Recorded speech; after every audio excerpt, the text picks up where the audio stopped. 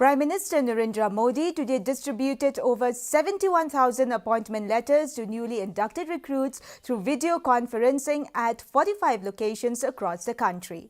The Rozgar Mela at Shillong was organized by Assam Rifles at Lightcore, Shillong.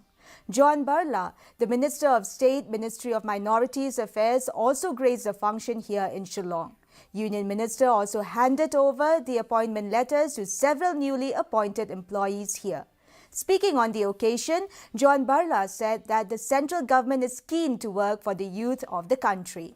Some of the youth who got their appointment letters expressed their happiness and thanked the Prime Minister for speeding up the recruitment process.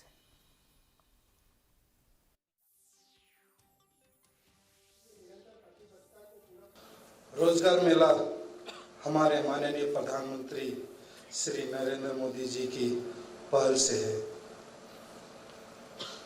जिसमें सरकार के 38 मंत्रालय और विभागों में 10 लाख रोजगार प्रदान करने का अभियान जारी है. Chief Minister Conrad K. Sangma on Monday inaugurated